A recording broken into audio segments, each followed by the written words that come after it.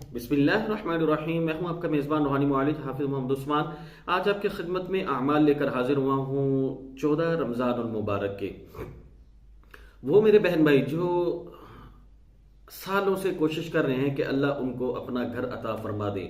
وہ آج خاص وظیفہ ہے، اس کو کرے انشاءاللہ تعالی۔ اس کی برکت سے اللہ نے چاہا تو اللہ رمضان المبارک کے اندر آپ کے لیے نئے گھر کے اسباب مہیا فرما دیں گے۔ وہ لوگ جن کے پاس گھر نہیں ہے اور ان کے پاس اسباب بھی نہیں ہیں، وہ اس طرح کی دعائیں کریں گے تو پھر اس طرح ان کو فائدہ نہیں ہوگا۔ یہ ان لوگوں کے لیے ہوتے ہیں جن کے اسباب موجود ہوں اور اس میں کوئی بندش رکاوٹ آ رہی ہو، جیسے نظر حسد کے معاملات ہوتے ہیں، یا کوئی ایسی رکاوٹ آ جاتی ہے، پیسے اکٹھے ہوتے ہیں لیکن گھر پرچیز نہیں کر سکتے، یا پیسے آتے ہیں لگ جاتے ہیں، یا اتنے سورس ہیں کہ ہم گھر خرید سکتے ہیں لیکن گھر خریدا نہیں جا رہا، یا پھر آپ کے پاس اتنا کوئی وسائل ہے، آپ کو پتا ہے کہ آپ یہ فلاں جگہ سے آپ کو پیسے آ جائیں گے تو آپ اپنا گھر پرچیز کر لیں گے، تو وہ فلاں جگہ کے اوپر جو بندش لگی ہے ان پیسوں کو نکالنے کے لیے آپ اس عمل کو کر سکتے ہیں۔ ہم آپ کو پوری تفصیل اس لیے عرض کرتے ہیں تاکہ آپ کے دل میں بعد میں یہ نہ آئے کہ جی ہم نے اعمال تو بہت کیے لیکن اتنے بڑے بڑے آپ دعوے کرتے ہیں تو اس سے کام نہیں ہوتا، لیکن دعوے کے پیچھے پوری بات سمجھ نہیں ہوتی، اس وجہ سے لوگ پھر اعتراض کرتے ہیں، اور بعض دفعہ خدا نخواستہ وہ کلام اللہ پر بھی اعتراض کرتے ہیں۔ تو اس لیے پہلے اپنے اسباب دیکھ لیں کہ آپ کے پاس اتنے اسباب موجود ہیں، تو پھر آپ نے اس کام کے لیے دعا کرنی ہے۔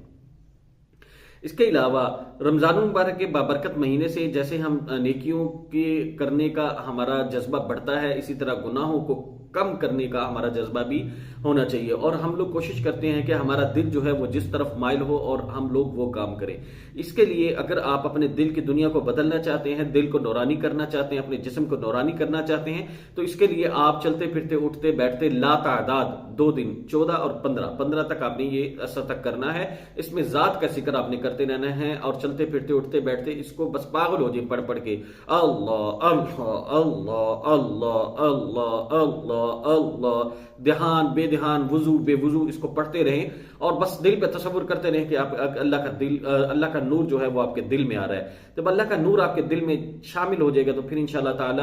دل کی دنیا بدلے گی، جسم آپ کا نورانی ہونا شروع ہو جائے گا، گناہوں کی نحوست ختم ہوگی، اور گناہوں کی جو جستجو ہوتی ہے وہ بھی انشاءاللہ ختم ہوگی، نیکیوں کی جستجو بڑھے گی۔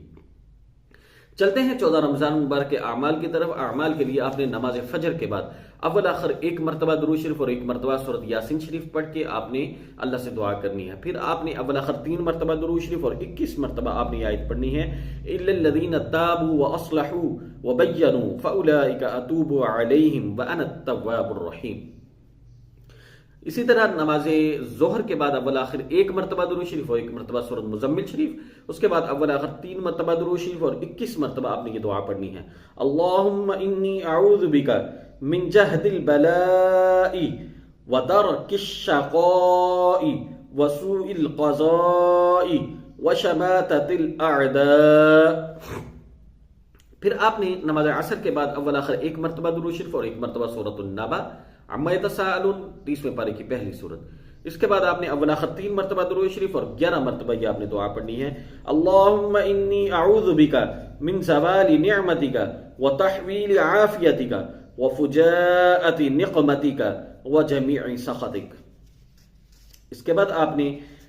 نماز مغرب کے بعد اول آخر 1 مرتبہ درود شریف اور 1 مرتبہ سورۃ الواقعہ، پھر آپ نے اول آخر 3 مرتبہ درود شریف اور 21 مرتبہ یہ دعا پڑھنی ہے، اللہم انی اعوذ بک من جبن واعوذ بک من البخل واعوذ بک من ارذل العمر۔ نماز تراویح کے بعد آپ نے اول آخر 1 مرتبہ 3 مرتبہ درود شریف اور 11 مرتبہ آپ نے یہ پڑھنی ہے، فقلت استغفروا ربکم انہ کان غفارا یرسل السماء علیکم مدرارا۔ پھر آپ نے رات کو سوتے وقت اول آخر 1 مرتبہ درود شریف اور 1 مرتبہ سورۃ الملک، پھر اول آخر 3 مرتبہ درود شریف اور 100 مرتبہ آپ نے پڑھنا ہے، یا ربی یا رحمان یا رحیم یا حی یا قیوم برحمتک استغیث۔ ان اعمال کو زیادہ سے زیادہ شیئر کریں تاکہ آپ کبھی روحانی خدمت میں، نیکیوں کی خدمت میں حصہ شامل ہو جائے۔ جزاکم اللہ خیر، السلام علیکم ورحمۃ اللہ وبرکاتہ۔